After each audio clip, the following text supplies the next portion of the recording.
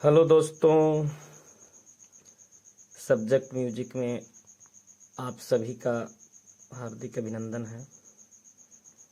आज मैं आप लोगों को क्लास 10th ट्रिगोनोमेट्री के मैथ का बेसिक कॉन्सेप्ट बताने जा रहा हूँ और इस बेसिक कॉन्सेप्ट का क्लास नंबर 2 है।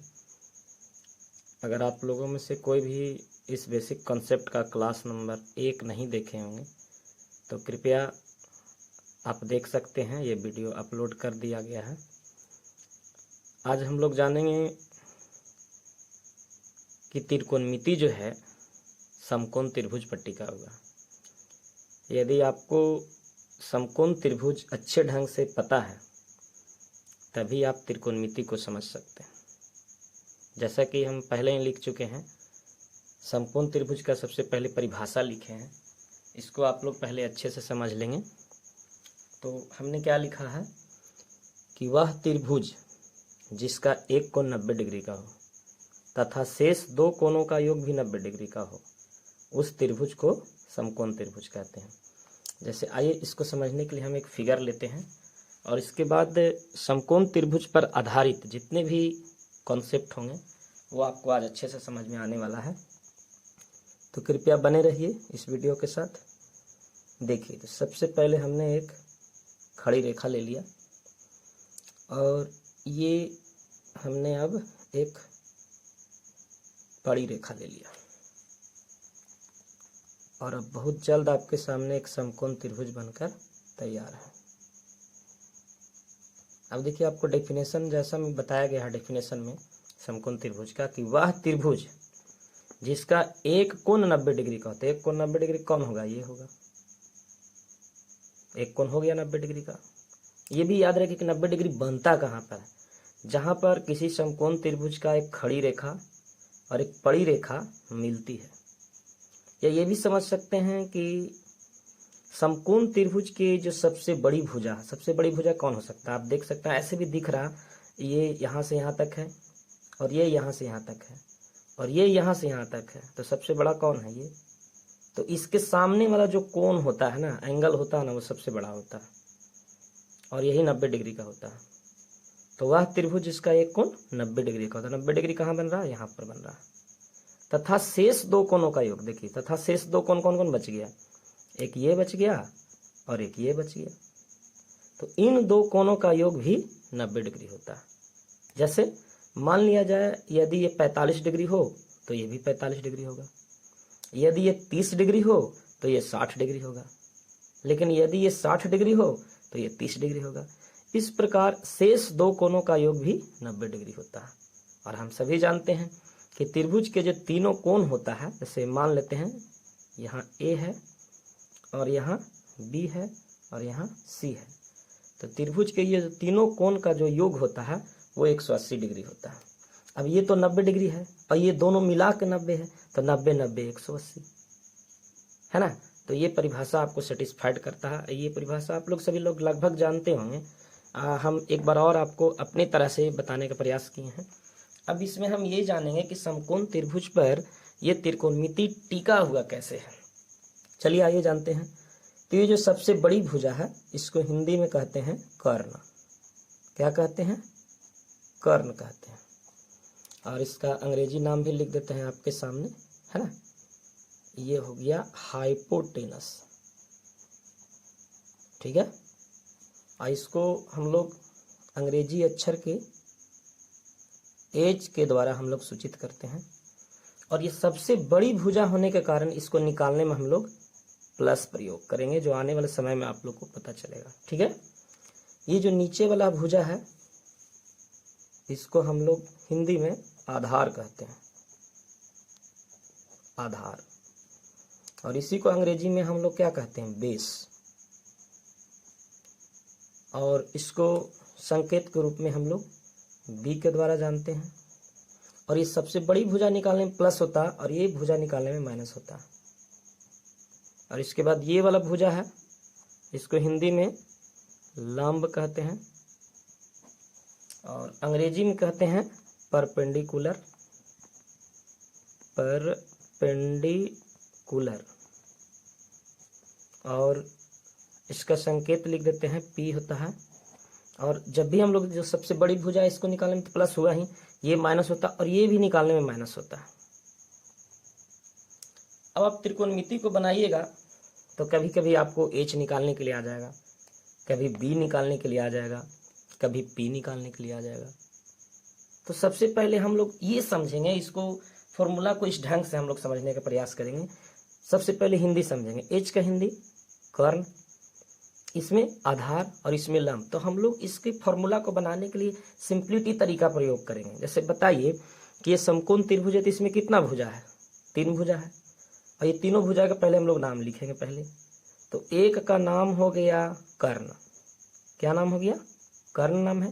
दूसरा का नाम क्या है? आधार। और ये तीसरा का नाम क्या है? लंब। ये तीनों हम लिख दिए।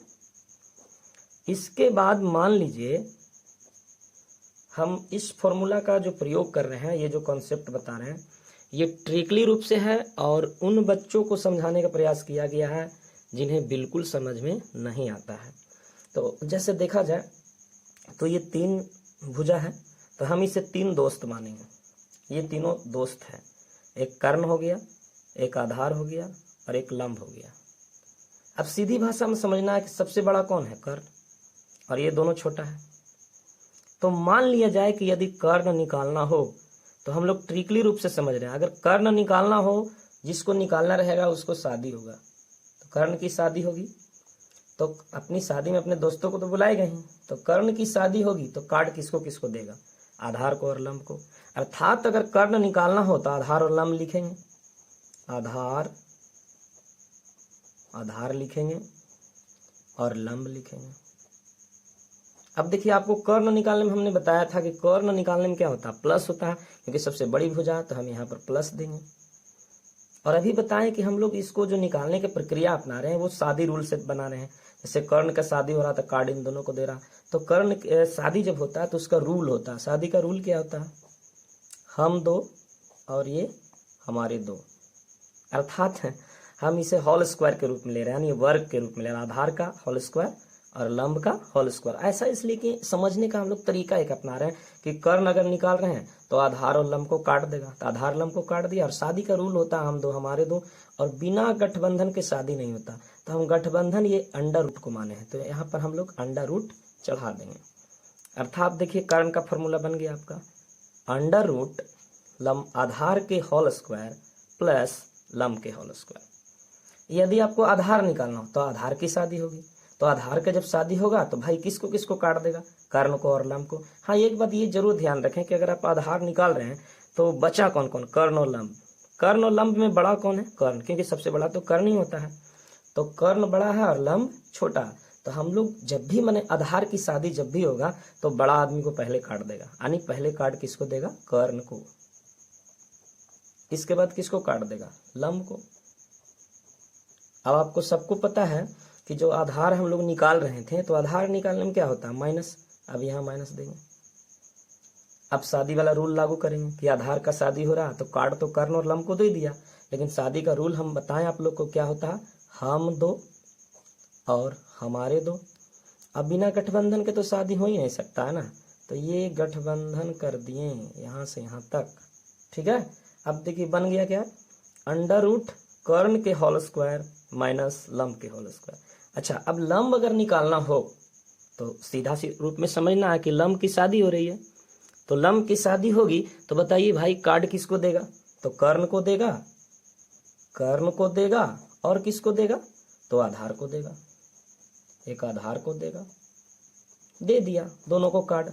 अब लंब निकालने में भी देखिए, यहाँ पर हम लिखे हैं कि माइनस होता है तो माइनस हम लोग देंगे। और इसके बाद फिर वही वाला रूल, हम 2 और हमारे 2। अब बिना गठबंधन के तो शादी हो ही नहीं सकता है ना, तो ये गठबंधन कर देंगे। अब देखिए कितना आसानी से निकल गया ये तीनों का फॉर्मूला। अब यही तीनों को अलग अलग तरीके से फॉर्मूले के रूप में व्यक्त किया जाता है। जैसे कर्ण को संकेत में हम लोग क्या कहते हैं? एच कहते हैं। लंब को संकेत में क्या कहते हैं? पी कहते हैं। आधार को संकेत में क्या कहते हैं? बी कहते हैं। अब अगर ये तीनों का सूत्र निकालना हो, H बराबर P बराबर B बराबर, तो फिर वही वाला काम तो करेंगे। जैसे H को अगर निकालना हो एच का सूत्र निकालना हो, एच हमें जरूरत है तो एच का शादी होगा। कार्ड किसको किसको देगा भाई, पी को और बी को। लिखिए यहाँ पी और ये हो गया बी। बीच में देखिए एच निकालने के लिए हम लोग क्या प्रयोग करते हैं, प्लस, और फिर वही काम तो करेंगे, हम दो हमारे दो और ये गठबंधन। अगर बी निकालना हो तो अभी जस्ट बताए थे कि यदि पी और बी निकालना हो तो हमें पी निकालना हो तो क्या होता है कि पी यदि निकालना हो तो सबसे पहला कार्ड बड़ा आदमी को देंगे। तो पी के तो शादी ही हो रहा है, पी निकालना है तो कार्ड एच और बी को देंगे, और एच और बी में बड़ा कौन होता है, एच, तो पहले एच को काट देंगे। तो यहाँ हो गया एच और एक और कौन बच गया, बी। और पी निकालने में होता क्या है भाई, माइनस होता है, तो माइनस देंगे। इसके बाद क्या होता है, शादी वाला रूल लगाएंगे, हम दो हमारे दो और ये गठबंधन। कितना आसान है, एकदम आसानी से बना सकते हैं और अच्छे से समझ सकते हैं एकदम। अच्छा, बी अगर निकालना हो तब क्या करेंगे, तो बी की शादी होगी, तो बी की शादी होगा, काट देगा भाई किसको किसको, एच और पी को। तो एच को दे दिया और पी को दे दिया। अब बी निकालने में हम बताए हैं कि माइनस होता है, फिर वही वाला काम तो करना है, हम दो हमारे दो और ये गठबंधन हो गया। अब इसी को एक और चीज हम बता देते हैं, इसी को कभी कभी क्या कहता है कि भुजा नेम के आधार पर भी दे देता है। जैसे अगर ये कर्ण को देखा जाए तो कर्ण का जो भुजा नेम है वो क्या है, यहां से यहां तक है, तो इसका नाम क्या पड़ेगा, एसी। आसानी से हम समझ सकते हैं। इसका नाम क्या पड़ेगा, लंब का नाम क्या पड़ेगा, यहां से यहां ए बी पड़ेगा, और इसका नाम क्या पड़ेगा, बीसी। अब जरा गौर करिए, गौर करने वाली बात है, फिर यही तो आ गया, एसी सबसे बड़ा होता है और ये दोनों छोटा, तो एसी निकालना है, एसी की शादी होगा, कार्ड किसको देगा, ए बी और बीसी को। तो यहाँ पर लगाएंगे ए बी और ये बीसी। अब बताइए एसी निकालने में हमने क्या बताया, प्लस, तो यहाँ प्लस, और फिर वही तो होगा, हम दो और हमारे दो और ये रहा गठबंधन। कितना आसान है। अच्छा, अब ए बी को निकालना है तो ए बी को शादी होगा, कार्ड किसको देगा, एसी को और बीसी को। तो यहाँ क्या लिखेंगे, एसी और बीसी। ए बी को शादी हो रहा है तो एसी और बीसी को काट दिया। ए बी निकालने में होता क्या, ए बी ये है, ए बी निकालने में माइनस होता है, माइनस देंगे, और फिर वही वाला रूल तो लागू करेंगे, हम दो और ये हमारे दो और ये रहा गठबंधन। अब बीसी यदि निकालना हो, बीसी निकालना हो तो बीसी निकालने के लिए इसकी शादी होगी, कार्ड किसको देगा, एसी को और ए बी को। बीसी निकालने में क्या होता है, माइनस, माइनस देंगे, और फिर वही तो है, हम दो हमारे दो और ये रहा गठबंधन। इस तरह से आप देख पा रहे होंगे कि कितनी आसान तरीका से इन फॉर्मूले को हमने समझाने का प्रयास किया है। आप लोग अगर ध्यान से देखें तो ये फॉर्मूला को याद करने की जरूरत नहीं है, सिर्फ बस ये दिमाग लगा लेना है ना, कि शादी किसकी हो रही है। जैसे मान लीजिए एसी की शादी होगी तो कार्ड ए बी और बीसी को देगा, ए बी बीसी को, और एसी जो सबसे बड़ा भुजा तो इसको निकालने में प्लस होगा तो प्लस दे देना, और फिर शादी रूल लागू करना, हम दो हमारे दो और ये गठबंधन। मतलब हम दो हमारा स्क्वायर जो वर्ग हुआ इसको हम कहें हम दो हमारे दो, क्योंकि शादी का जब रूल होता है तो यही तो अपनाया जाता है कि दो व्यक्ति मिलकर आने वाले समय में दो संतान को ही उत्पन्न करेंगे, वही मतलब नियम बनाया गया, हम दो और हमारे दो। और ये जो अंडर रूट है इसको हम लोग गठबंधन के रूप में, ट्रिकली रूप में इसे समझने का प्रयास किए हैं। तो आप लोग सबको हम समकोण त्रिभुज और समकोण त्रिभुज पर आधारित कुछ जो बेसिक कॉन्सेप्ट हैं उसे बताने का प्रयास किए थे। आशा है कि आप सबों को अच्छे से समझ में आया होगा, और यह वीडियो आप सभी लोग जिनको कम समझ में आता है वैसे बच्चे को आप सेंड कर सकते हैं ताकि वो भी समझें।